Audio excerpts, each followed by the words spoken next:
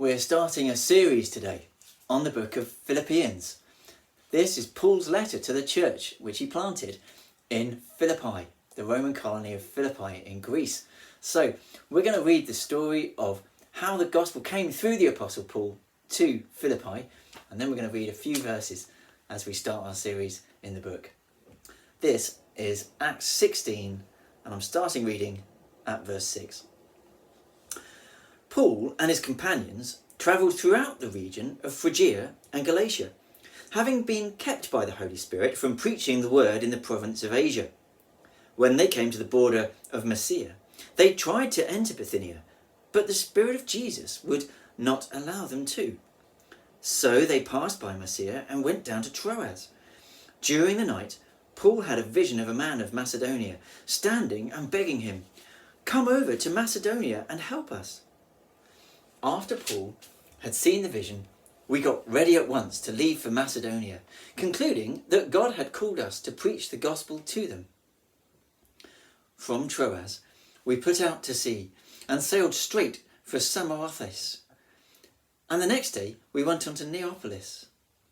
From there, we travelled to Philippi, a Roman colony and the leading city of that district of Macedonia. And we stayed there several days. On the Sabbath, we went outside the city gate to the river, where we expected to find a place of prayer. We sat down and began to speak to the women who had gathered there.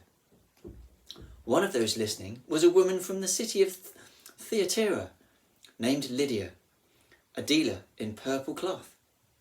She was a worshipper of God.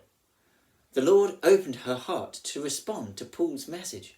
When she and the members of her household were baptized, she invited us to her home.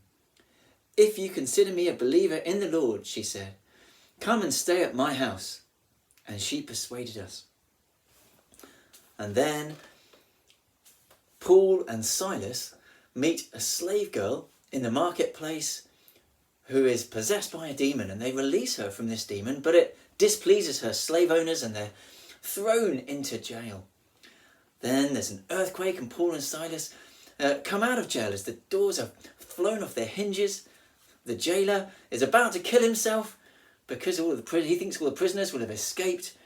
And then Paul and Silas say, "Don't take your own life, we are still here." And the jailer comes to know Jesus and to know the love of Jesus, and he is baptized with all of his family, as Lydia was with all of hers. And then the Paul and Silas are freed, and then they have to leave the city in a hurry, but they go back to Lydia's house just before they leave. Let's read that bit in verse 40. After Paul and Silas came out of the prison, they went to Lydia's house, where they met with the brothers and sisters and encouraged them. Then they left. Amen.